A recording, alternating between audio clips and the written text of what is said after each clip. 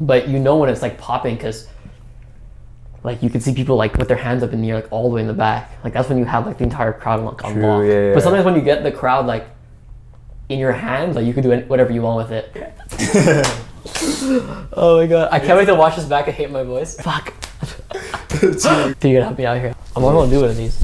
Hey guys, it's Tushar here, and you're watching Lowkey MTL with my boy AJ.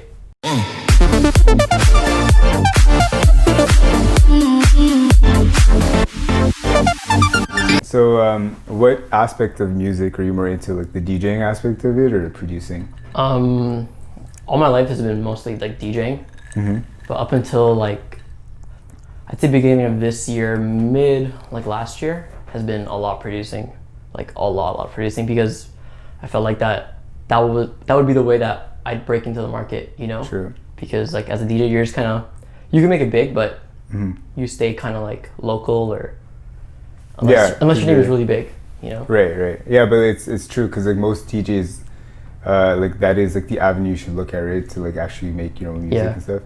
Do you have like a specific genre you associate with, or are you kind of like mostly house music? Okay. For producing, but DJing everything as much as I could play. Also, it's Tushar, right? Yeah, Tushar. Okay. Because I would see your Instagram thing Like and it was like TV. You put a V instead of a U, right? Yeah, because there's so many Tushars in the world. Okay, yeah, that's what I assumed. But like in the beginning, when I didn't really know you, I was like Tushar. That's kind of why I changed my name.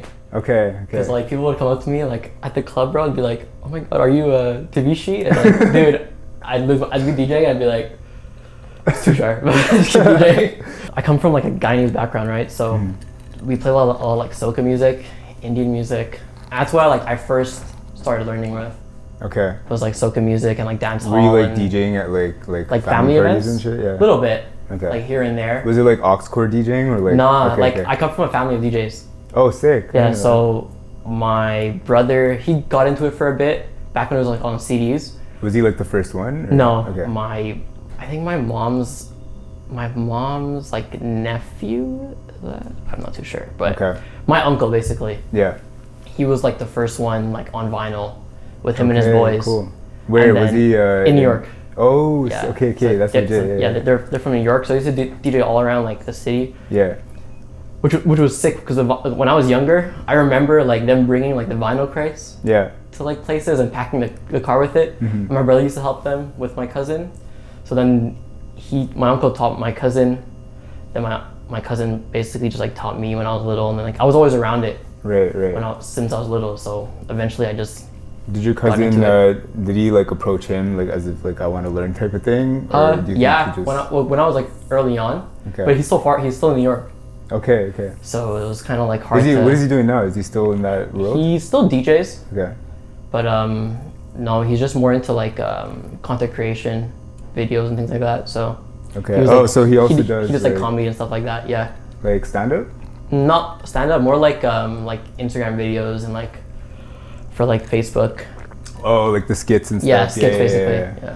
Yeah, those are popping off on Facebook a lot. Yeah, at one point they were like crazy. They were like 1 million views on some of them. Yeah. Okay, so that's the thing about Facebook. It's like so underrated. There's like so many there's actually so many eyeballs that are reachable on it that people just don't know about. Yeah. But it's also there's like a world of Facebook videos. I don't know if you've seen, but like it's all these like super like overly done fake like like the gold digger ones.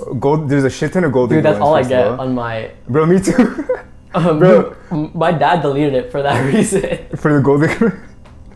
He came to me one day, he's like, "What the hell is this?" I'm like, "Yo, just delete the app, bro." Just you don't need it. You don't need this in your life. That's funny because my parents, they get like all these random like Tamil like Facebook videos and like you know those like WhatsApp group chains. Yeah, my mom's the one like the Indian ones, man. Yeah. And my dad would just always show me like it's funny because like it's things that I would see, but he would get like a month from now. Yeah. And then he would like be like showing it to me as if it's a month later. Yeah. And then I'm like, yeah, I already saw it. He's like, but I just got it. Like I don't understand how you saw it. I'm just like, like. Whatever comes to WhatsApp probably like trickles down later, and it's like a different demographic, right? It's just funny. You ever like walk into the room and they have a video like on full blast? Always.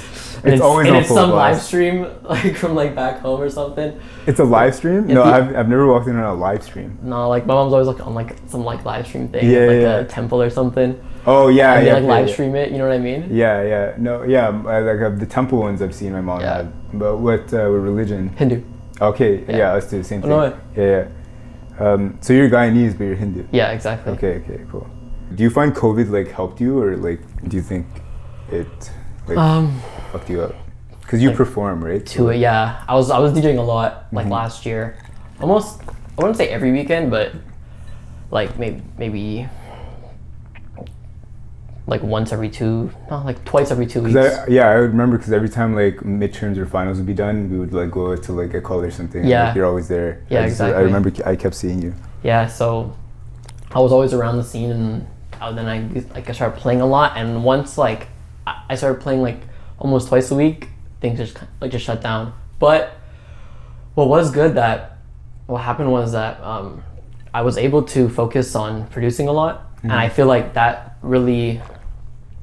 time being home, I got to produce every single day, all day long. Yeah, that's what I heard a lot. And it was like a big jump for me, you know. So like the learning curve for people, it's pretty constant, but it's long, you know. Like people say like you won't really release your first song after like 4 or 5 years, you know.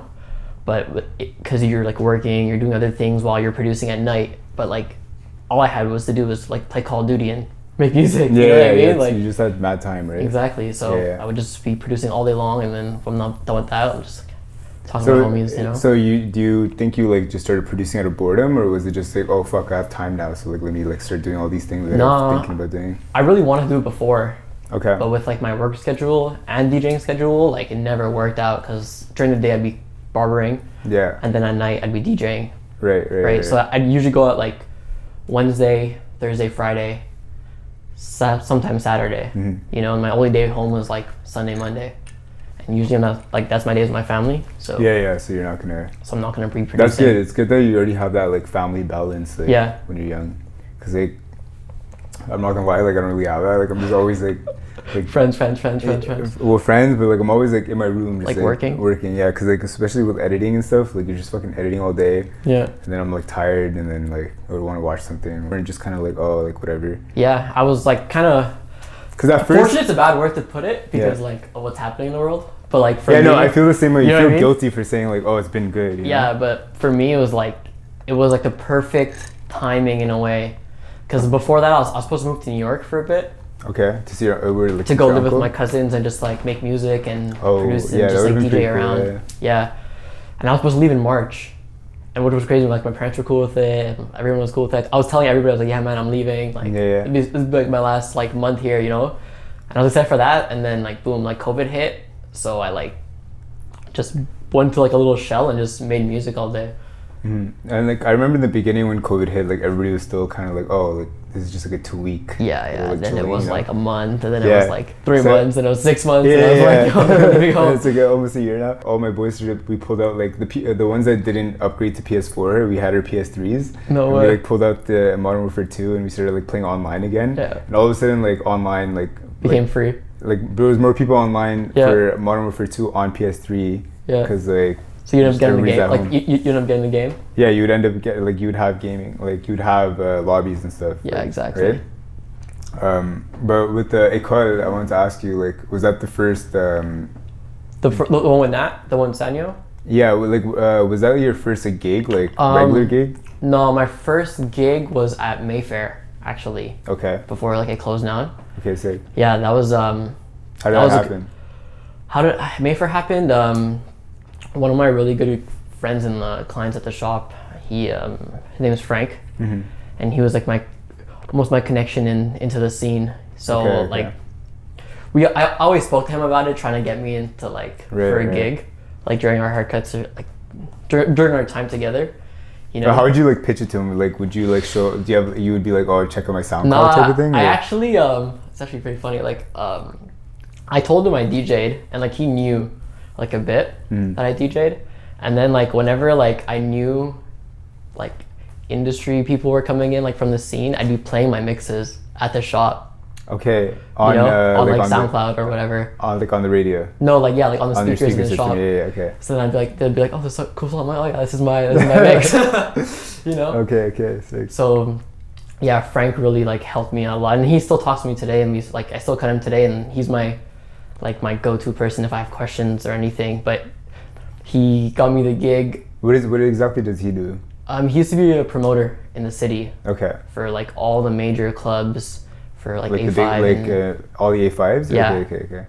He used to do like Fly Gin, Campai, What about Wayfair. like music and stuff too, like the big ones? I'm not sure about music. Okay. Yeah, music's kind of like, it's whatever now. Like, I don't even think, like, I don't know, you as a DJ, would you want to play at music? I mean, I wouldn't mind it, but I know it's like... But like, which part, like, do you not mind playing for them for like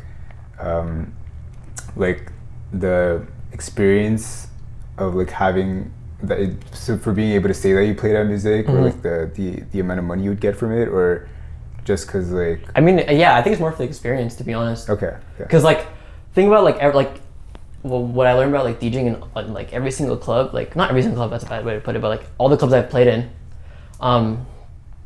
every club has a certain like age group, and like pinpointing what to play and when to play for that age group is like the hard part. Okay. You know what I mean? You can go to like any club and play all the bangers and like play like all your music or whatever you want to play, right? But like actually like catering to people and like taking them like on like a trip in a way, is like the hard part, and that's like what I've been like really focusing on in the past like last year. Is that something you only realize when you're like at your gig, like playing? Like, do you have to always like, can you like, if you're gonna play at a club, can you kind of assume like what's gonna happen, or do you every time you play, you're like reading the crowd and then going from there? After a few times, you kind of know the place and you're kind of comfortable. Right. But the first time, it's like you like, I asked around a lot. I'm like, oh, what do they play? What do the DJs play here? Like what I did was, when the first time I played at Mayfair is Frank actually told me, he's like, go like a few nights before you play and just like check the vibe. You know what I mean? Yeah, smart. Yeah. And I was like 19 at the time, and I was just like, I was like super shy, like brown kid coming in. I'm like, oh yeah, I'm playing here in a few weeks. Like to the bouncer, and the bouncer's like, who the hell are you? Did you go there early, or were you there like? No, I went there pretty early. Dude, the first time I went to like watch basically like how everything like goes. Yeah. I got there like stupid early. Like I was there like almost like an hour back. Like, I was just around, the lights are still on and shit. Yeah, lights are still on, bars still setting up. Yeah. You know, and then I actually met like one of my good friends Faraz CRK, DJ CRK. Okay. And Faraz, I always pronounce his name wrong. So he's a Montreal DJ? Yeah, okay. DJ CRK, if everybody calls him. Okay. And I met him and we spoke and we talked like about music, and that was like one of my first connections almost that I like met in the DJ scene. Right, yeah. And then even before that, I met a guy named Matt Kaiser, who was there DJing, and he has a sick like chill style and with like house and like disco. So I met him, and I remember like my first set, bro, like completely bombed it. Like to me. But was that because like you're like out of nervousness, or do you think? Yeah, and it was my first time playing on a deck like that. Oh, okay, so it wasn't like I was playing on like a tiny controller like this. Right. That was like. Was that yours? Like you? Yeah, it was mine. Okay. Yeah, and I was because I know like a few of my friends, like, I remember their first like time playing at places, and there's a lot of that of like still figuring out like how to connect to the audio, and then they would have to get like the technician to come check it out. Yeah, sometimes like you get there and all like the wires are pulled out, and you're like, okay, how the hell did I put this back in together? Like, figure it out. You know, sometimes you get there late and you're just like scrambling for time. Yeah. But my first set I completely like, I didn't bomb it per se, but to me like my mixing was off. Like I didn't know how to use the decks. It was my first time using decks. All my friends were there, and there were like 35 of my friends in there. You know. Were they like drunk?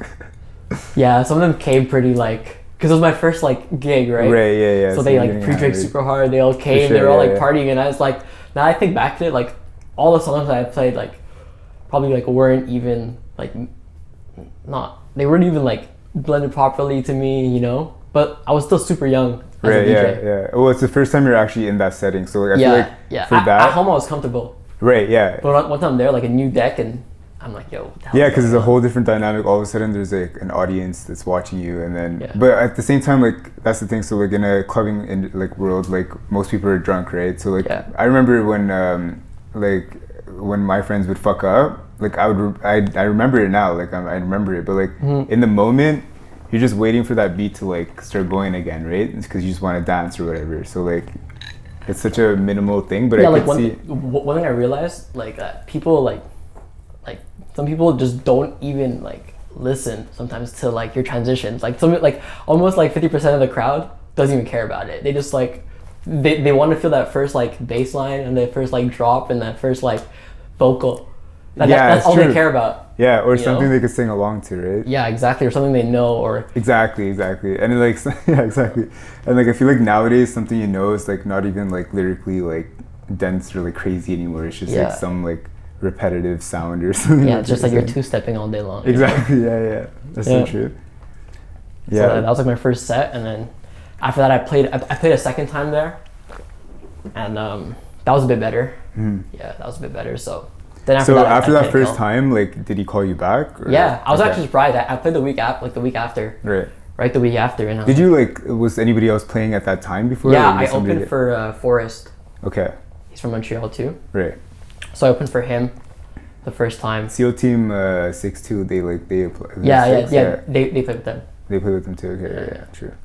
They're really good friends. So like that's what I mean. So like the spot that you took, was somebody else there before or? Oh, for the opening gig? Yeah, like it was Matt. It was Matt Kaiser's. Oh, okay. I think he couldn't like work that day because he was doing another gig. Oh, okay. So then Frank just brought me in as like, as a little replacement, and then like that kind of like built up just had the ball rolling after that. Right. Yeah. Then after I did that gig, and then after that I did a call. Okay. And then after that it was like.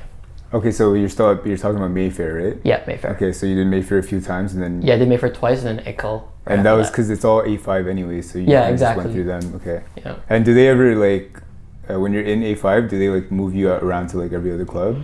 Technically I wasn't like in A5, but like through Frank and like then I met Brooke. Then I just ended up getting my way into like, then I met Zach. So I got my way into Ecole with Nat.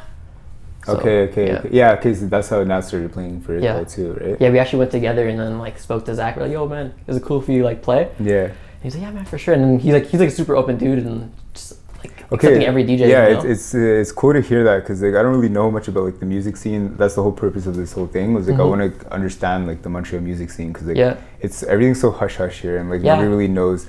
We have such a rich like city with like art. Yeah. And like nobody's talking about it, like nobody knows, and like I've seen it, so like I just want to bring light to that. Yeah. And it's cool to see that like people actually want to help each other out here, and like you're very open. And like I also realized that Montreal doesn't really have like a genre. Like there's so many like cultures. So many different many different like types of genres here. Yeah, like growing up was just like soaking in like dancehall music, Yeah, that's what I mean. Like me too. Like growing up in Montreal, like I had so many different phases of music. Yeah. Like I feel like I listened to everything. Yeah, and then like I wish there were more like dancehall like clubs per se, and like because I know back when my brother was younger, like in Toronto and shit. Like I know when my brother was younger, he's like, dude, that's all the parties they went to was just like. Yeah, it's true. That like generation. R&B, like imagine in the club listening to R&B, like, dude. Yeah, it's a whole different. It's a whole different world. Like now everything's EDM, right? Yeah, EDM or hip hop or like house, So. But like every once in a while, you have somebody like Rez come in and like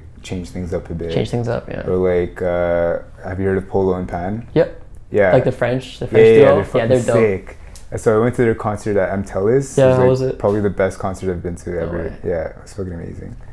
Yeah, they're like super organic, super like vibes. Yeah, the sounds like they're all real sounds. Yeah, and like, do you know about that? Yeah. So they actually record real sounds? Yep. Oh, sick. So I don't know that.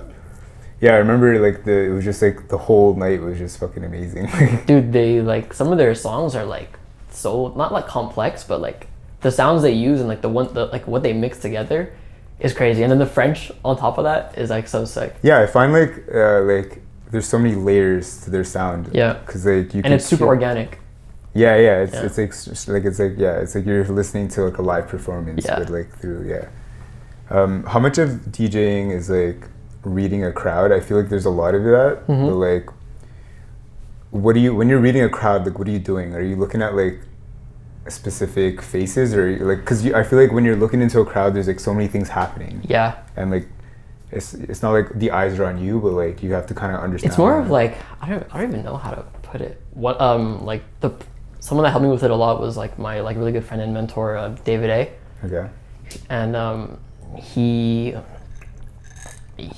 like before like meeting him, like I really like know how to read a crowd, and like he kind of like broke it down, and it's there's not really a formula, but there's like a way to do it to where you like you start kind of like mellow. If you're playing the whole night, then you could control it like the entire night, and then you just want to keep the vibes up, but you don't want to keep it like way too much in the top, or else people get tired.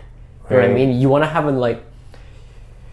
like 5 to 6 like really good songs, not like charting songs, but like vibes songs. I always like say vibes, but like people love it, people are feeling it, and then you like bring it down for a bit, let them cool off, let them like go to the bar like for that little break, or for these songs that don't have like too much energy in it, and then bring it back up right away, or else you like lose them. You know what I mean? So you're kind of like you're taking them on a trip, like on a roller coaster. Yeah, you're kind of hypnotizing in basically. Sense, but right? what I look for is just like body language, to be honest. Okay. Like body language and like the way people are like what's the word I'm looking for? Interacting with their group. You know what I mean? If they're like pointing at each other and they're like, yeah, like hyping them up. Yeah. They're like pointing, and like one guy's dancing, and like people are pouring drinks, and then you know it's like, okay, like the club's on a good vibe, the lights are dark, the lights are moving around, like you know you have it in control. But like I think like there's been many times where I have lost the crowd, and you feel it like right away. Yeah. Like you play one song and it's just like all of a sudden everyone's just looking. No one's looking. Everyone's just like, they're dancing, then they're like, oh, okay, there's nothing going on now. Okay, so you just like yeah. Well, it reminds me of like if you're at New City Gas and like you're waiting for like a big artist to come on. Yeah, a big artist to come on, or like you're waiting for like the track to like the drop to happen or something, and you're just like waiting.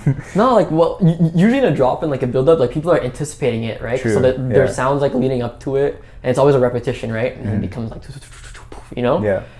But like in a club setting, it's like a little different because it's super intimate. True. Unless you're playing like a really big like hall, you know, like which is like New City Gas, or even like I'd say Echo's a really big hall too, because it's like it's really dark, and even when you're up there, like you can't really see anybody like really in the back. Right. You're just seeing like everyone who's like kind of in the front where the lights are, right? But you know when it's like popping, because like you can see people like with their hands up in the air, like all the way in the back. Like that's when you have like the entire crowd like on lock. Yeah. But sometimes when you get the crowd like in your hands, like you can do whatever you want with it. Like if they're like really loving you and you can feel it, you could like play a slow song for a bit and then go right back into like a crazy song. When that happens, are you in a zone, or are you? Yeah, I'm like not even thinking. I feel like I would second guess things. I would be like, oh fuck. Sometimes I do. Yeah. Like when I first started, I did, man. I used to get so nervous before my gigs. Right. Yeah. I used to have to have like a beer and like 2 shots of vodka, 2 shots of like tequila before every gig. Just to loosen up. Just to loosen up, you know.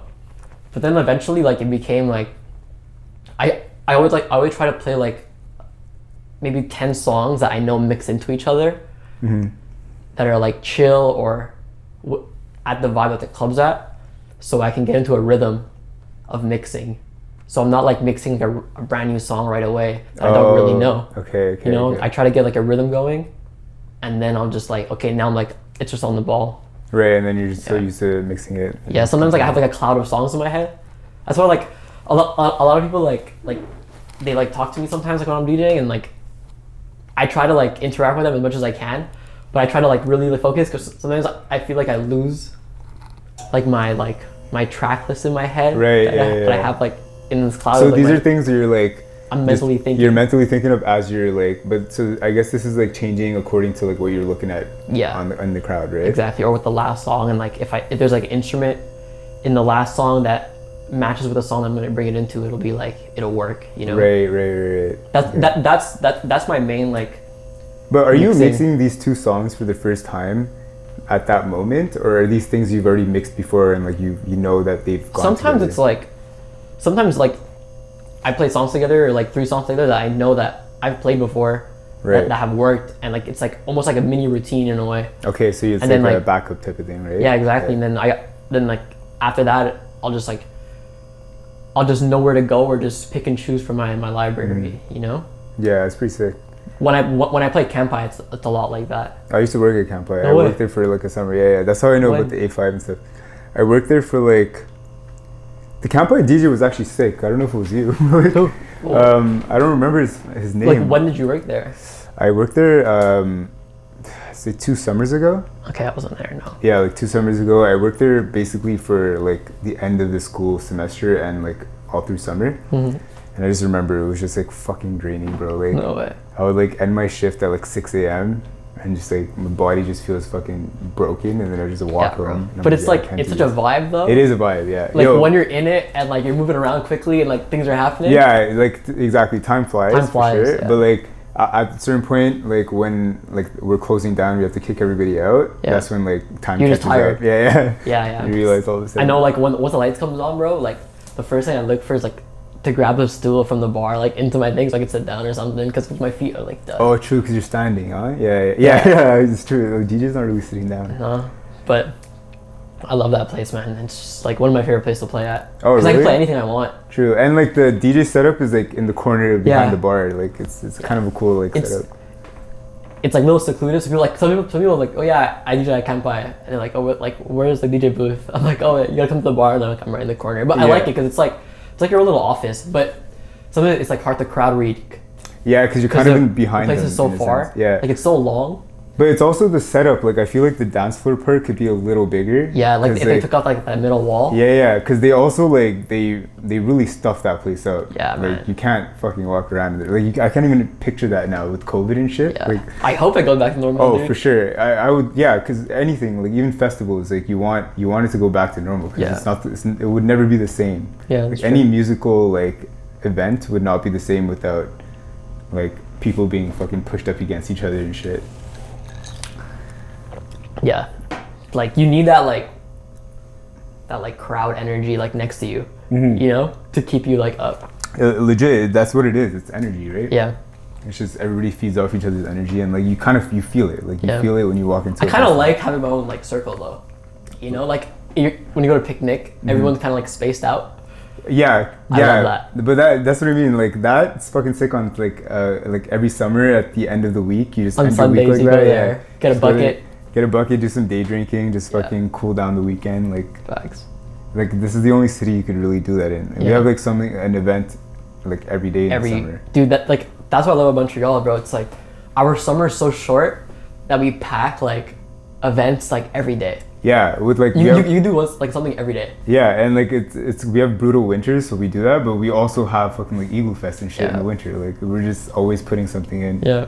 And we have like crazy like headliners coming and shit, and it's always a fucking great time. Like you would think, I remember being at Igloo Fest in like -30, and like I still had like the best night ever. Yeah, man.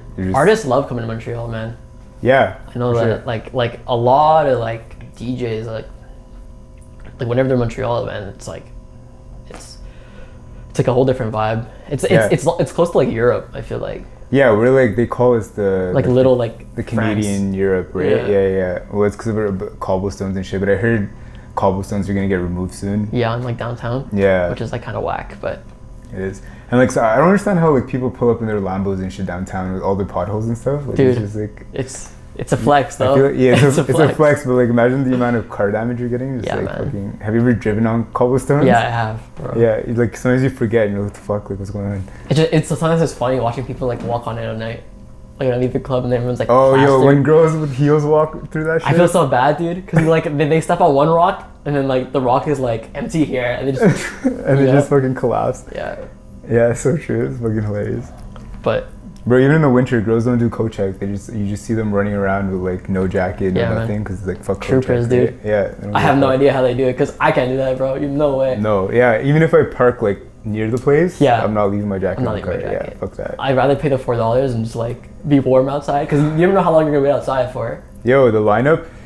I remember fucking coming out of New City Gas. Just like you're just shivering, bro. Oh, like in like the smoking section. Yeah, and you're just waiting for everybody, and you're just fucking dying, and then you gotta make that trek to your car again. Yeah, it's fucking brutal, but like I still miss it.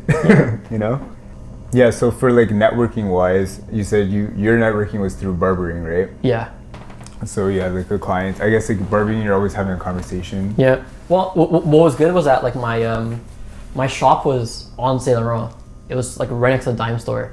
Okay. So it was called Atelier del Fred. Yeah, you're downtown, right? So excuse me. Yeah. Yeah. So like you're in the city. That's where you would find them. Right in front of us was A5. There was like St. Woods. There was apartment like right across the street. Okay. So that's like where I met a lot of people, and then So eventually became friendships, and then like networking wise, I used to, before I was starting DJing a lot, like I'd be out every week, like Wednesday, Thursday, Friday, Saturday, just like hanging out, meeting people. Would you go out like with the purpose of meeting people, or? Yeah, sometimes. Okay. Like, but.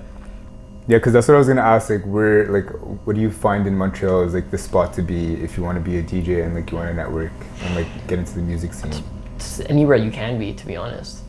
Like yeah. any event that you could be at where you know like people in your like realm will be is like always a good place. You know, like one of my good friends, James, like me and him were out all the time, like all the time. Like right after work, we go to like Echo just to hang out, and like, and then on like Wednesdays I go to like Flyjin just to hang out and like watch like my boy David play, and then Friday I'd go to Kampai, you know, and Saturday I go like wherever else is popping. Yeah, you know? exactly. I was already downtown, so it was like there's no reason for me not to go out. That's the thing. Like the city is so small that you can just literally walk like wherever the fuck you want. Like it's there's I remember because I lived in Toronto for a summer. Yeah. And like I had that like subconsciously like, oh, like, I'm downtown, I could just walk to like the next place. But not in Toronto. Not at all. This is a whole different fucking ball game. Like I remember walking for like an hour and I was like fucking shit faced. Yeah. And then I like pull up my maps and I'm like still 2 hours away walking, and I was like, this doesn't make sense. I was like walking for an hour. Yeah. And then it like came to me, like I was like, oh yeah, I'm in Toronto. Everything's spread further apart. You can do everywhere. like 2 things a day. Like minimum driving is like 40 minutes. Yeah. It's rough. But not like for networking wise, it was just like I guess my advice to like anybody was just like go out, dude, as much as you can and meet as many people as you can. Yeah, right. And like you gotta be genuine, you know? Yeah. Like the more someone sees your face, the more they'll recognize you, right? Yeah. Because like if you can say what's up to anybody, and then like if you don't show up for the next like 2 weeks, they're gonna forget about you. Yeah. In a way, it's like being relevant, I guess, to a certain extent. Exactly, and you just want to go, and you don't even have to like pop bottles or anything. Like you just go and hang out, and if you're there having a good time, like people will eventually notice, you know. So that's a big reason why like I got a lot of gigs and a lot of like chances to DJ. So like a lot of it is like networking, right? Yeah, all of it. It's just who you know. When you produce, are you like, do you ever get like annoyed of it? Because I know when I edit, there's times where I'm just like frustrated. And, like, man. But can you be producing where like time is like just flying by and like? Oh yeah, definitely. Like sometimes like I'll be producing and I forget to eat for a whole day. Oh yeah. Yeah, I'll be like, producing for like 8 hours and just forget to eat, and then I'll go upstairs get food. But right now you're producing beats, or do you have vocals as well? I have like two. Like one of my boys sends me vocals. Okay. For a track, but like that's like other than that, like I'm just downloading vocals like online. Yeah. But like messing with vocals is like a whole different like realm of producing. Yeah, because it's. Are you like when you're getting vocals online? Do you have to like tune them for your song? Yeah, sometimes. Okay. Yeah, like you gotta adjust it. You gotta adjust like where it sits on the track. But why is it different? Is it because of like the structure of the song? Yeah, like to get like super technical in a way, it's like when the vocal comes in, sometimes it's not always on the beat. Sometimes it's like on the fourth beat of that bar, you know, or sometimes it's like after the bar starts, you know. So like after the kick, the vocal will come in, or before. So sometimes like you need to move it around to make it fit with like when you listen to a hip hop song and you just try to put that vocal on like a house track, it'll 9 times out of 10 it won't really work because it's sitting on like a whole different grid. You know? Okay, so you gotta like remap it so that it times properly. Yeah, exactly. Doesn't that like fuck up the audio though? Like if you're like, slowing down like. Not really, because you're in control of everything on your DAW, right? Okay, so yeah. You just adjust everything how it goes. But I'm still super like I'd say I'm still like super new to producing, but in that time of like the lockdown, I learned like as much as I could. And you learned everything online, I'm assuming? Yeah, I watched a lot of master classes, to be honest. Okay, like you paid for master classes? Yeah, my sister's boyfriend did, so. Okay, sick, yeah. No, I've paid for some classes too for like editing, like, cause they just give you everything you need, like concise, you know? Yeah. I mean, it's and you get like the PDF file. Yeah. Which is like super helpful. Yeah, true. Yeah. But you're also learning from like the best. Yeah. So but you can find anything on YouTube now, bro, so. Anything what? You can find like anything on YouTube now. Yeah, exactly. So like even like people that have courses, they put out things for free so that On people YouTube. like learn from them, and Yeah. then they're like, oh, okay, I'm gonna trust this guy and then buy your shit. You know? Yeah, exactly. I find a lot with the stock market because all of a sudden during the pandemic, like a lot of millennials started investing. Mm-hmm. I don't know if you heard about Yeah. that. Yeah. So like, if you go on YouTube, like there's Just so like- many like well, there's the millennials like talking to, but then you could find like really like veteran like investors like literally just summarizing everything for you. So Yeah, like, exactly. all the years they spent learning all that shit, they're just summarizing it for you and like dumbing it down for Yeah. you. And like I don't know if that's like a good thing or a bad thing. Like I don't know if we're like learning shit so fast right now, or if we're like I feel like it's a bad thing. You know what I mean? Like before, like you would spend so much time figuring something out. Yeah, now it's like a big like jump. Yeah, like now you're getting shit so fast. I think it's good, to be honest, in a way, because like I wish I learned that when I was younger. You know what I mean? Yeah. I wish I learned that like I wish I learned like what I learned in these like 3-4 years like way earlier. Right. But yeah, like especially if you like compare it to a time with no internet, you're like fuck, like I'm so glad that I'm like when we got YouTube, we were like what, like 16? Yeah. 15? Yeah, exactly. YouTube was like first introduced. Yeah. There's like nothing on it. But everybody was fucking on it. Like everybody, Yeah. like I remember How to Be Ninja and shit was popping up. It was just like skits. It's basically what's funny is it's like TikTok. It's like what TikTok is now. It's just like funny stuff at the beginning, right? And then like now like all my TikTok is just like investing things and like. But Shopify the TikTok things algorithm also is like super different because it's like it shows you what you want to look at. Right. Yeah, and it's like the most recent one. So they're like it's super like. It's like their algorithm is like really strong. Like I realized too, because like when I first joined TikTok, like I was getting all these random like things. Bollywood stuff, and I was like, how do they know that I'm brown? Like the fuck? Like I was so confused, and it wasn't even in my language. So like I'm like, how do they have like maybe they're like looking at like a face and like using AI somehow? Like I don't know. But then I just like trained my algorithm, but like it's to watch easy. something else. Yeah, but I feel like so our generation we're like more aware of that. So we're kind of in the mindset of like, oh, I'll train my algorithm to do what I want, right? Yeah. But then there's also like the negative aspect of it, of like it manipulating you to like do whatever you want, you know? Yeah, that's true. And as for TikTok, so like you know how the whole like dance thing is coming back. Yeah. I was thinking the other day, like, remember like in the 80s when people used to go clubbing? Apparently they used to like choreograph like dance moves with their group of friends so that they look cool at the club, and like when a song comes on they would all like dance in sync, and that was like a thing that used to happen. And like now I feel like it's you think it's gonna happen at the clubs now? Maybe, who knows? Not. Imagine. I hope not, bro. Imagine like it's a flash mob.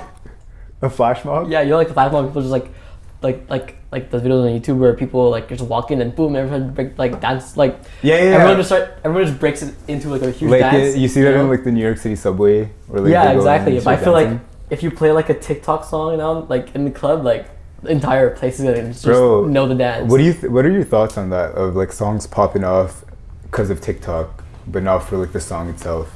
I don't know. I get like. I don't think I have like a. Do you think it deserves like the same? same? Do you think it deserves the same like respect in a sense? Not respect, but like you know like. Say like a guy puts out a song that like pops off, and then versus a guy who puts out a song that like didn't pop off, and then all of a sudden people are making TikTok dances to it. So like all of a sudden a few years later this guy's song is popping off. Do you think like that song deserves to pop off? I mean, if it's as like a music creator, like what do you think? I don't know. I think that like if the person who made the song put like a lot of time into it and they like True. You know what I mean? Like yeah. I don't think it should be that if a song is like crazy good or not, or if it's easy to like dance to or make like a TikTok dance to, it's like everybody who like makes a song in a way, it's like in my eyes it's like you really enjoy making that, or you know, and like you kind of want it to pop off, and if things pop off like a year later, then that's not the artist's standpoint, that's the consumer, that's everybody else, right? Yeah, so yeah. But like that's what I mean. So like say you're like targeting consumers as a DJ and you're making music, so like that song, say you made a song in 2017 and it didn't pop off, so you're like now you're starting to change like the style of your music. Yeah. Because To you're like to curate to like exactly. that So you're like changing. You're getting away from that, and then Yeah. like a few years later, that song pops up. That must be like a mind fuck, you know. Yeah, but. But yeah, honestly, like it's hard to tell. Like, it's hard to put that together because like you also don't know, like, yeah, it's so random, right? A lot of people put music out thinking like it's gonna pop off and it never does, right? Right. And like there's songs that they don't even like the songs in my library that I actually like that I made were songs that I made like in an hour, and the songs that I put like 10 hours into, like I listen to it and I'm like, this is kind of like meh. Yeah, I could relate that to like photography, for example. Like the pictures that I take by accident ended up being like really fucking sick, and like I don't plan on doing that shot. It just happened to happen. Just happens. Okay, so like AI, what are your thoughts on like, because now beats are being made for TikTok. Yeah, but like, for TikTok, but there's also algorithms that come up with a beat for you based on like what people are most likely to like vibe to. Interesting. You didn't hear about this? No. So apparently there's like an algorithm, and like a lot of big artists use this now, and it gives you like a tempo to like follow. Yeah. And it's an AI that like creates this tempo and tune for you. Interesting. And it just make the song it sources data of like all the hit songs within like, you could control it because it's an algorithm. So you could literally be like the last 5 years or like 5 years ago or like, I don't know, some shit like that, and then it puts it all like yeah, I know what you mean. And like that's there's like a documentary on Netflix too. They're talking about how like K-pop started popping off because of that, because they have this like specific like rhythm. Yeah, that just works. Yeah. Yeah, I actually saw something like yesterday. This producer on like TikTok, and he was showing like how all like the big songs right now kind of have the same like structure before, like off the juice, shorty got me, like that. Like it's always that like build up to the drop is always it's like copied in a lot of other songs that are really big on TikTok, because it's like it works for like the dance or for like attention span. Yeah. You know? Yeah.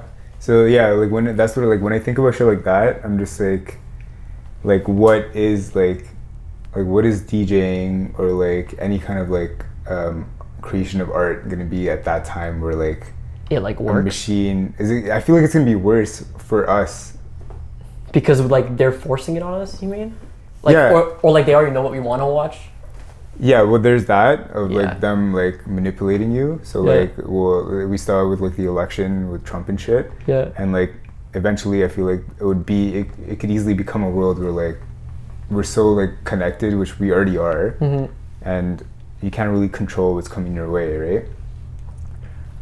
But as for like music, like say, what if like the hit song there's no like artist behind it one day, and it's just like it's just like AI. It's like say it's like Boston Dynamics. But like, this company if, like, I feel like that's where you lose like authenticity and like emotion, because then you're just listening to music. You're not listening to art per se, you know? You're just like are you perceiving it that way? Like say you don't know that. Like, I don't know. Like what if the future generation like likes that? Yeah, and they want to see a show, and they buy tickets to see this person live. So they see like nobody. Because it's true. No matter what, when you're watching something live, it's always like a whole different experience. Exactly. And you could only see that. Like I don't even think VR could cut that for us, you know, unless it's like inside of our heads, which is really fucking far away from. Yeah. But like there's something about like being in a crowd in front of like a performer and like seeing this person like in person, and then like the people you meet at those events too, right? Who like share the same interests as you. But I think it's a lot to do with like emotion, you know, because like you said, like when you're making a track, sorry to cut you off, but like when you're making a track, is there emotion that goes into your definitely to a certain extent? Sometimes like there's like no emotion. I'm just like playing around with sounds and see if it works. But sometimes like I'll be making a song and I'm like, okay, like this gives me this kind of vibe, and sometimes like that's what my song titles are. I'll just like write the first thing that comes to my mind. Okay. You know what I mean? Like what that song makes me feel like, you know? But yeah, like especially like what I choose to play, and like what I choose to like songs like that I choose to play when I like DJ is definitely off of emotion. Okay. You know, like it could be sometimes off because like this is like the top track right now, but I feel like instruments or the way that they're set up is made for us to feel it. Like my colleague today, like at the barbershop, he my partners, but at the barbershop he was like, man, like he never listened to house music before, but he's like, man, like it really makes me feel something, you know. Or when my friends came to my first, like, not my first DJ show, but at a call, was their first time like in a really dark place and like hearing like house and like tech house, they're like, wow, like I feel like I'm in a whole different like country. And were they sober? Yeah, most of them were. Oh shit. Which was crazy. Yeah, because like that's the whole thing with like EDM and stuff. Like people think like you have to be on pills or whatever. They understood the music because of Molly, for example, right? And then I also met people that literally like love it, like genuinely love it, and they don't drink or anything. Yeah, man. Like I was at where was I? It was the Nick, and I saw my boys. I thought he was like off crazy like drugs, dude. Yeah. I'm like, yo, like what'd you take? He's like, nothing.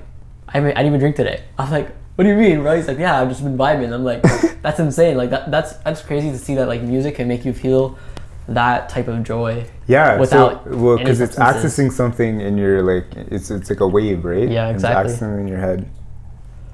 But no, it's like that's back to like what you said before. Like yeah, like whatever I make, it needs to be like resonate with me. Because sometimes like I feel like when you don't make something for yourself and you're just making it for it to like pop off or like be big, it's like, who are you making it for then? You know what I mean? That's what I was thinking. Like as an like, artist, are you gonna be happy in the future with this song? Like, right? Because like I feel like with any kind of art form, there's such a process to learning it that it's kind of offensive to yourself to make something for somebody. And like I even feel like no matter how big an artist is today, like if they were to make something for a consumer, it's not them doing it, it's probably their like agent or like their management like team. Like someone else choosing for them to do it. Exactly. They're like kind of like it's PR people just trying to figure it out for them, you know? Yeah, and like one thing I learned with like DJing was that every song has like a type of emotion to it. Oh, interesting. You know? Yeah, it's like, true. It's true. You know, like there's like sad songs, there's hype songs, there's like songs about anything, you know? But when it dumbs down to like house music that has like no vocals and it's just sounds, and people like vibe off of that, that's where you question like, damn, like these sounds are really making people feel some type of way. And like some people are able to like channel what the artist feels when they made that song through. Yeah, I feel like there's something to do with like our ancestry from that. Like there's some kind of like thing that we're connecting to that we just don't know about. Because I remember like I know like back in the days, when there's like wars and stuff happening, like before like a big like technology, so like you know like pirates on boats pulling up the islands and shit, they would sort of like thumping like a beat on a drum, and like that would hype up like the soldiers to like go fight and shit. Yeah. So it's like some like kind of because like music. It definitely like gives you emotion. Like, right. You know and what I mean? like I don't know if there's any other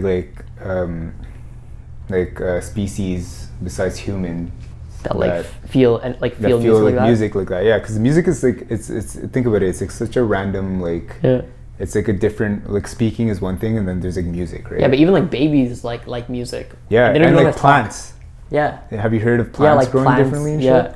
To use different type of music. So it's like I guess like those waveforms or something do something to people. You know? Right. Yeah. It's like that's what I mean. I feel like it's some kind of hypnosis that you're like definitely. Like, yeah, definitely. Sometimes like when I'm like really stressed or like I'm like after like big next day, I listen to brainwave because it'll actually like binaural beats type. Yeah, stuff? exactly. It'll completely put me to sleep. Yo, it's a fucking game changer. And I wake up like energized. Yeah, I feel like because a lot of people don't know about binaural beats and stuff, and like I feel like it's such a like insight that I have. I'm like, yo, like I just put like nice headphones on, like block off all the sound. It's just weird like white noises and things like that. And you could kind of like go into a trance, right? Yeah, definitely. It's like meditation, so that stuff like that. Yeah, like I kind of like create like a fake float tank where I just go into my bed and like I would like turn off all the lights or like put off like a blindfold and shit, so it's like pitch dark, and then I would have binaural beats on, and then I would just like think of shit. And, no way. It's actually pretty sick. Like, that's crazy. I'm gonna try that. You should try that. Like you just. I feel like I start tripping out or something. Not like in a bad way, but I start like seeing things. Yeah, I know. It's close my eyes, like you know? I was like at one point like I was so like in it that like I was like kind of like twitching because I was like, oh wait, am I still here? Yeah. It's pretty freaky. Have you ever done float tanks? No, I want to though. Yeah, there's a place in there's one, I think there's like one spot in Montreal that has it called Ovarium. Yeah. And it's like $70 for like an hour. I know. It's that's like a massage, dude. I know. Like it's actually more expensive than a massage, right? Oh, actually no, it's the same shit. Same price, for an hour. Yeah. Or like physio, same price. Yeah, it's true. And like, but I'm just so curious. Like, I want to know because it cuts out all your senses. Like, with the like, I want to know what's up. Like, imagine like feeling like you don't know where your body ends and like where the water starts, and like you're just in that state. Do you ever like see that video of like the world's quietest room? Yeah, dude, I want to go that there. looks fucking insane though. Like, and the guy started tripping out because he lost track of time and shit. Yeah, I remember and he that. thought it was like a metro under him, but like you're in like a school. Yeah, but also wasn't it like not a floor? There's like the floor was like a mesh. Like, so the sound like something like that. What was it? What country was it in? Do you I have no idea. Like, I think it was in the UK, to be honest. Yeah, they were English. Do you have like a daily routine or anything, or like some kind of goal list you do? I was actually speaking about this today with Frank. I was cutting him, and he always tells me to like make like a schedule for myself. Right. Which I tried, but it's hard to make it a habit. Like it's like 64 a day or something. Like repeatedly. Yeah, I think it's like 90 days is when you create a habit. Yeah. And like, yeah, 3 months. Yeah. 3 months, yeah. But I write a lot. I write like, you do? Yeah, like I have like a little black book that I carry around, and I just write anything that I can and anything like and everything. Do you write like on the daily? What do you write for? Like what's behind your writing? Anything. Just to like voice out your thoughts? Yeah, okay. Like during lockdown, I wrote down like my name, because like I switched my name back to Tushar instead of Tushi, right? So I was like, who are you? Why do people like you? Like like what do you have to offer? You know, and I was just like writing things down. Like it doesn't have to be serious, be random things, or like one day like if I'm just like not doing anything, if I can't really like get inspired for producing, or I not trying to waste my time, I'll just like write in it, and I'll like write like how I'm feeling that day and like things I want to accomplish in like a few years, or closer, like short-term, long-term, and like mid-term goals, you know. Okay, so it's like a journal. You're keeping a journal. Yeah. But I try to write like anything in it. Like there could be expensive stuff. Yeah. So do you ever like get to your journal where like you don't know what to write, but you just start writing? Sometimes, yeah. Or I just start drawing. Oh, okay. You know what I mean? I'll just like I love like drawing and doodling, so I'll just like make like random things. I'll make like designs and stuff like that. Okay. You know? No, same. Like I like drawing and shit too. Like I do like designs and stuff.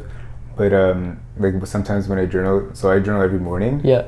And well, like sometimes I miss it. Like it's like I try to make it a habit, but like compared to last year, I find like I write a lot more on now. Mm-hmm. And like sometimes I just don't even know like how to start or what to write, and I just write.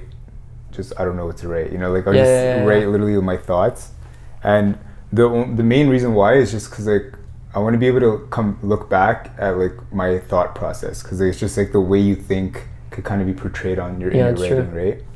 Yeah, like it's cool to look back after a few years. Like damn, like this was me like 3 years ago. How long have you been? I only started writing maybe like beginning of the year. Okay. Like February maybe. Right. Yeah, that's when I like first started just like jotting things like down. Before COVID was even a thing, right? Yeah, just because like. That must be interesting though, because like you're going through COVID with this journal, right? Yeah, legit. Like I have like one page where I just like things need to change. Like I need to like say something about like what I do, you know? Yeah.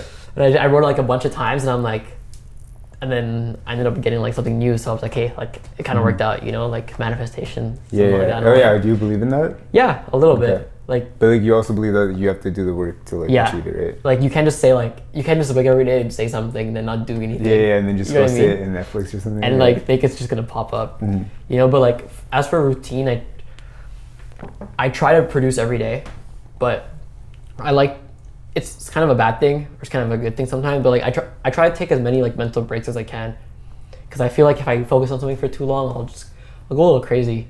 You know what I mean? Like if I'm just like in front of the laptop all day, just producing, listening, like sometimes I listen to this like 8-bar loop 150 times. Yeah, so your reality is kind of skewed at that point too. Exactly. You gotta move away from it for a bit. And like sometimes I'll just take like week breaks from everything. Like I won't DJ, I won't produce. When you do that, do you feel like you're like kind of lacking on something? Yeah. Or, okay. I kind of like kick myself in the face sometimes, like. You know, like you get like anxious and you're like, oh, yeah, because I'm like, I tell myself, yo, you're wasting time right now. You should be doing something productive. Yeah. But then I also tell myself like, sometimes like not doing is also good, because it gives you time to breathe. Yeah, it's like with sleep. Like, how do you sleep? Are you sleeping like 8 hours a day? No, not at all. Dude, I sleep at like 4 a.m. every night. Is it because you're producing stuff or like? Yeah, or like my body is just like. It's really bad. Are you able to just go into bed and just shut off, or do you have to be like watching something? I have to be watching something. Yeah, same. Yeah, I'm always in front of my phone. Yeah, it's or really like I have bad. to hear something. Like I can't just like. Yeah. I can't like. I don't remember the last time I got into bed at night and just like closed my eyes and went to sleep.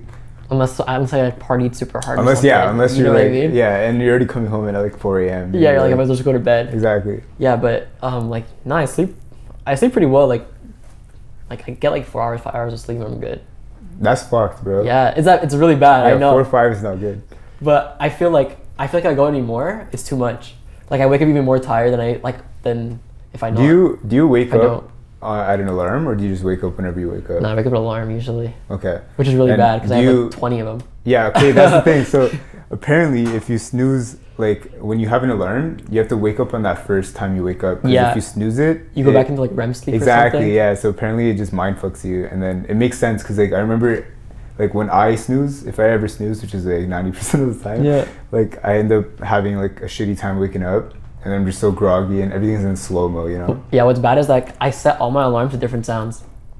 Yeah? Yeah, it's really bad, dude. The first one's like a horn. Second one's like... Those are fun, yeah. So like I'll never get used to it because back in the day, like, back when I was at high school, it was always the same thing. My body got used to it, so I just sleep through it. Mine just fucks you up. So now it's just random things like all over. You yeah, know? No, me too. Like I have to trick my mind to wake up. Like you can't just do the same thing. But like a horn though, like that's like people having a bark.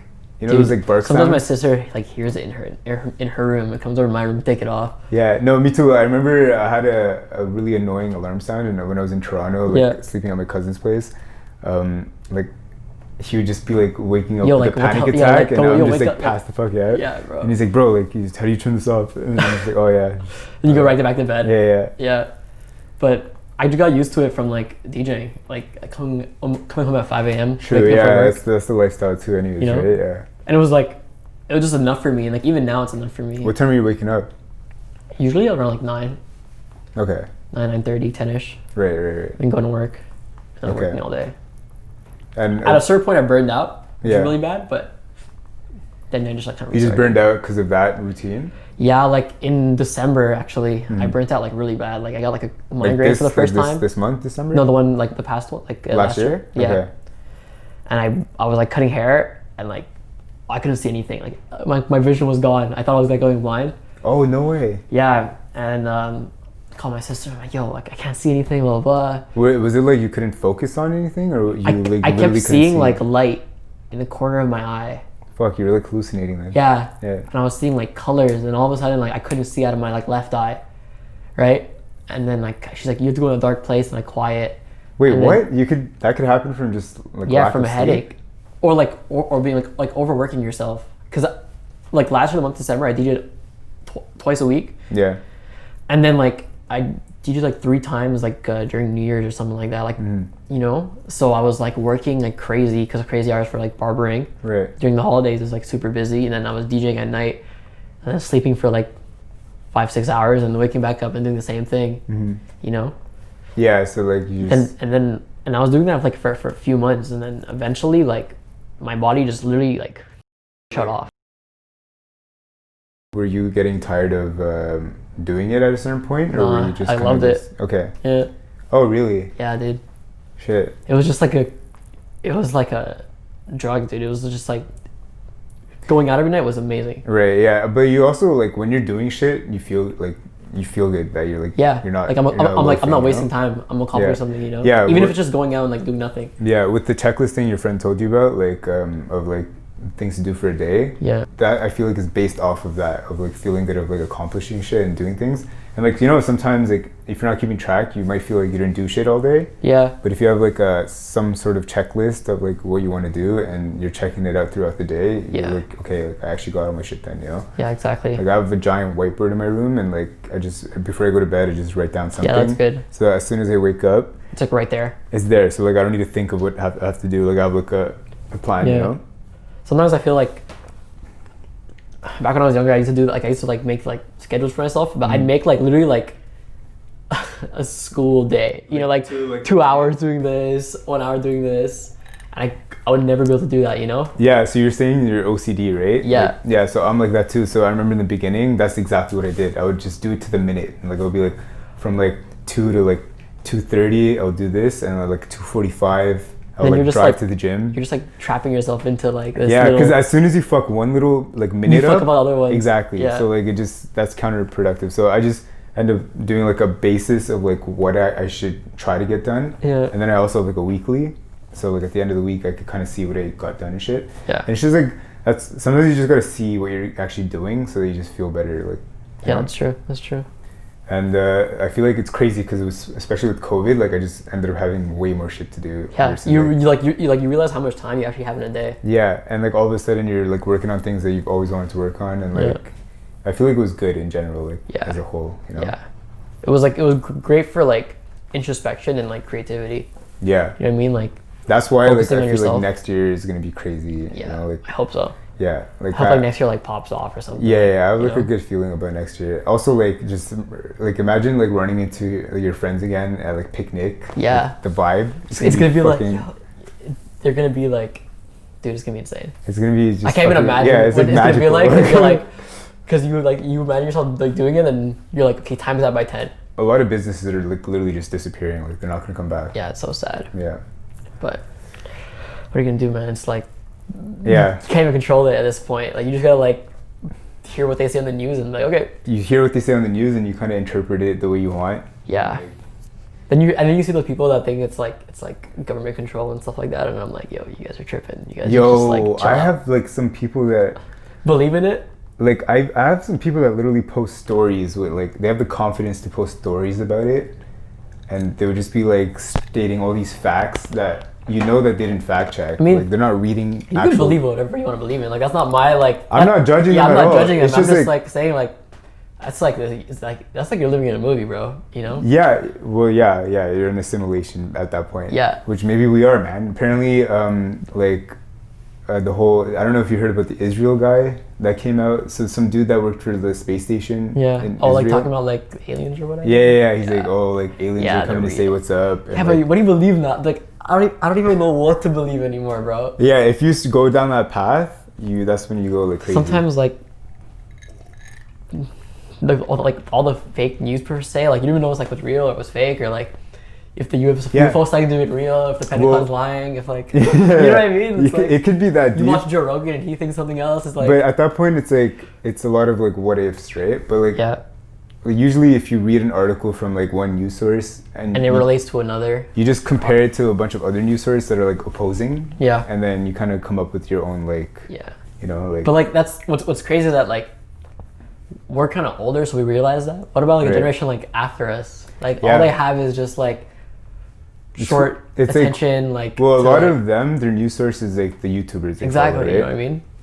Yeah, that is kind of. That's like the scary thing. It's because like once you choose one of those videos, you have like 20 more that are just the same of those. It's Yeah. not gonna show you the contradicting like Oh no! aspects. Yeah. It's gonna show you.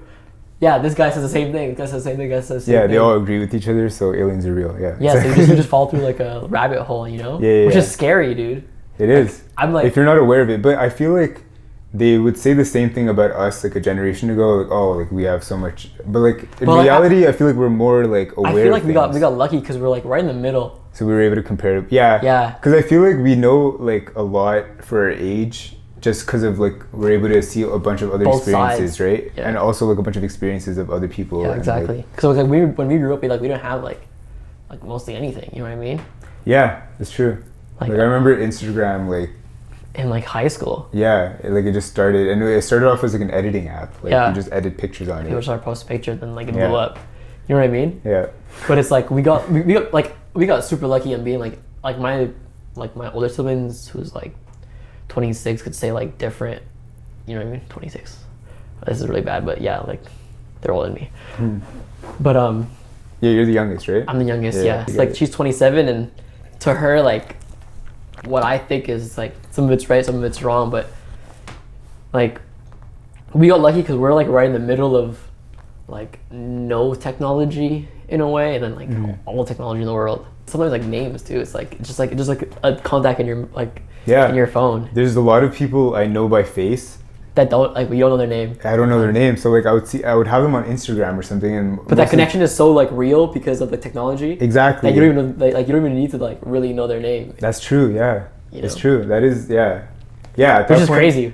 Yeah, that is kind of crazy. Yeah. Maybe like at that point it doesn't even matter. Sometimes like I used to see people like in the club, like everyone does that, you know, like they know exactly who this is. Yeah. From Instagram, from social media. Yeah, and most and of like the time they know who exactly you are, you know. Yeah, you guys know each other, and most of the times like the Instagram names are not your actual names. Yeah. So like you kind of start referring to them as like the as Instagram, their their names, handle. exactly. Like, that's kind of fucked. But like at the end of the day, it's right. Like the person in your head is like the person. You're not thinking about a name associated with the person. Yeah, which is kind of cool because like you're not like it is really like judging somebody. Yeah. You're kind of interpreting somebody. Instead of judging somebody. No, it's crazy. Like someone told me the other day, they're like, yeah, like you're too much of like an artist and like a businessman to like. You're both? No, like I'm too much of an artist. Of an artist, okay, you know what I mean? Like I don't know anything about like. Yeah, that's tends to be the case with most artists. They don't have that business savvy side to them. Yeah, exactly. But like now with the YouTube world, yeah, you can just learn that shit, you know? Yeah, exactly. But I guess if you're not interested in it, which you should be, because it's like at the end of the day, you're still a human, and like you want the best for yourself. That's what I actually want to ask you about that. So like with music, you're investing in your craft to a certain extent, right? Yeah. So you're getting your first deck and shit. Are you like buying this as like an investment? As an investment that you can make money back on eventually? Like, are you looking at it as like, oh, I'm gonna buy it? Because I remember really. Remember Ryan's house party? You like brought like a whole setup, right? Yeah. You had the whole setup, so like that was your own speaker and shit. Yeah. Like that must have costed like a good amount of money. And are you like investing in that for yourself, or are you investing in that so that you could like use it to make money in a sense? You know. I guess it's like in both. Because like eventually like you want to be able to make money from it, you know, but at the beginning it's just like you kind of love it. And like, is it because you want to be able to have all the stuff you need if ever you have to like go like DJ somewhere kind of thing? Yeah, that too. Okay. Yeah, but mostly that you need to really like you like for like photography, for example, like you need a really like you don't need a really good camera, but you need to get some sort of equipment to even pursue it. It's annoying with photography because if I were to like, I remember in the beginning before I had a camera, I would like DM like these like cool photographers and like even like, Montreal. what camera are you using? Yeah, and then like, every single one is like camera. No, every single photographer, like most of them just say like it's not about the camera, it's just about it's about like the art, which is true. It is about true. To an extent, it is about that. But as like a newbie, as a rookie, like you want to know like what's out there, you know, like you're not gonna you're gonna watch YouTube reviews and shit, but like you want to see like artists that you're trying to like you're getting influenced by, right? Yeah, exactly. Like for my deck at home, for example, was like the same one Nat's at like Ryan's party, you know what I mean? And like that was a big investment, but I knew that I don't really need a controller that crazy, but I want to learn how to use that? Yeah, I want to learn how to use that because that's basically the same thing as the clubs. When you're going to a club, you're bringing your own regardless now? No, they always have their stuff there. Oh, okay, I didn't know that. Okay. Like I literally just bring a USB and like my headphones. Oh, that's it, eh? Yeah. Are you allowed to bring your own deck if you want? Yeah, some clubs allow it. Okay. Most clubs allow it because like it's just like plugging and playing. Yeah. You know? But like the clubs are most likely gonna have good shit anyways. So like, it doesn't really matter. Yeah, exactly. For like your career wise, like what are your goals for like the next 5 years? Like I know when COVID comes back to normal, like do you have things planned? Like I don't have anything like set in stone yet. No, but like mentally goals yeah, wise, like I'd like to release like either an EP, you know. Are you working on one right now? Dabbling in it. Like I have like a lot of songs. How long have you been working on it for? You know, sorry? How long have you been working on it?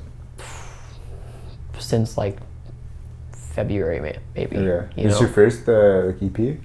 Well, yeah. I haven't even released like a track yet. Okay. So like I don't really have any of like my own except for like mixes out. Right. Yeah. And I really like everyone's like release like a single first or like a remix or whatever. But I feel like with an EP, it's like there's so much more you could do with it other than like make like a cover art or like promote for it. Yeah. Than like a song, for example. Yeah. Like with like an EP, you could have like artist direction, you could make videos, you could make like advertising. Yeah, I feel like everything, you know. Yeah, and like as an artist, like that's cooler to follow too. To see, exactly. Your own like, music and like. I would love to just release like a song, you know. Yeah, because I feel like when an artist, like a DJ, like produces something, that's when you kind of really understand like what they like.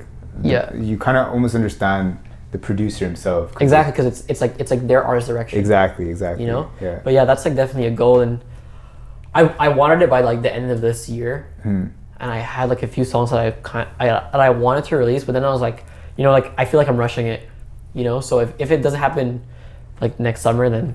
But do you think you're being a perfectionist and you're like trying to get like everything perfect? Yeah, that's what my boy told me like yesterday. He's like, yeah, like sometimes you just need to like put it out because then you won't know if you actually like it or not. Exactly, because there's a lot of songs that like most get people, unheard of. Yeah, or like people just don't release and they just have it. They're like, oh, it's not ready yet. Yeah, exactly. And like reality is it's never gonna be ready because I feel like with sound you could always like keep tuning it. Yeah, exactly. Like it's never perfect, right? Like I guess like my goal is to really go back to DJing once everything goes back to normal. And be able to play the songs that I've made out and see like a real reaction, right? Yeah, you know what I mean. That must be a trip. Like I think about that. Like imagine having something you've created like that and you just see people react to it. I put like one edit that I made once and like people fucked with it and I was like, yo, this is crazy. Well, no, I feel like if you were to produce it would like actually sound sick because of like the events, like the music that you mix and stuff. Like it for sure shows like some part of like your. What I liked is that like I started off with DJing. And then I'm going producing, so like I kind of know what works and what doesn't. Yeah, like, you're coming into it with like a crowd work mentality. But then there's also people who are really good at producing. You know what I mean? Just can make club bangers. You know what I mean? Yeah. So there's like both ends of it, but I enjoy that. Like I came from like a DJing standpoint and like knowing like what works and what doesn't in the club. Then I could kind of make that, but in my own way with like my own like art direction on it. Right. You know? Yeah. But yeah, like my main goal is to be able to DJ next year and just get my like old spots back and play for people again. That's like my biggest thing. And then I started my own studio in the Myland. So yeah, what's your plans with that? Do you have any? Right now it's just like an art collective. So we have one of my good friends, Robert. He's a designer. He's a brand called Soiree. Okay. So he makes his clothing. My other partner Matthew, he's a DJ. Sorry, not DJ. He's a barber as well. And then myself, I'm a DJ and barber. So we're just trying to like mix everything together, and I have my own studio space in there. I've always wanted my own studio since I was like 16, 17. Yeah. Just to have a place where I can go like either make art or do whatever I want. Yeah, you know? it's like a designated it's like a designated workspace. Exactly. Yeah, exactly. It's sick. I saw some pictures and like the view looks sick. Like you guys are just looking out at Mount Royal. We got like the sickest spot that. Yeah. We have like the entire like Montreal skyline from like the mountain to the Olympic Stadium. Oh fuck, that's it. Like if you stick your head out the window, you see the entire thing. What was there before? I think there's an art studio. Yeah, I'm not too sure. I think like a guy lived in it before that. Oh yeah? Yeah, apparently, but I'm not too sure. Yeah, it seems like something like an artist would live in, just like an open blank space. Yeah, there's a lot of other artists in the building, which is kind of cool because like I feel comfortable there. It's not like it's not like a storefront. Yeah, and maybe you could connect with more people there too. Like you never know. Yeah, exactly. I know there's like a studio next door to us. I don't know exactly who it is though, but like a music studio. Yeah. Okay. And they're always working, and you don't hear like a pin, dude. Oh yeah. It's so soundproof. Is it like soundproofed? Oh okay. Yeah, and then like next door is Lander, which is like a AI mastering company. Okay. So you send them your tracks. Yeah, AI and is big in Montreal. Yeah, they just master it for you, and then like their headquarters is in the place, and which is sick is like, I saw it, and they have a DJ booth at the like front of the office. Oh yeah, at the entrance. Like basically like all like the chairs are like that. Yeah. And at the front is like a DJ booth with like big ass speakers. And, oh, like, sick. I guess they have like DJs come and they play. Yeah. So hopefully when things go back to normal, I could like kind of like collab with them and like. Yeah, like, no, it's like, sick. It's sick to have people like that in your building. It's like literally it's just the same. Like a walkover. Exactly. Yeah. And like the amount of connections everybody would have, and like you just spread like that. It's sick. But the goal like with there is to like, I'd like to start live streaming from there and doing like all that aspect with that, and then having like my friends come through to help produce and make music in that room. So. Yeah, sick. Yeah. Yeah, that'll be cool. I'm excited to see what you're gonna. Yeah, man. I'm hoping to like throw some parties in there. Yeah, that'd be dope. I mean, like, can you like? Are you able to? I think we're allowed like legally, not now. Yeah.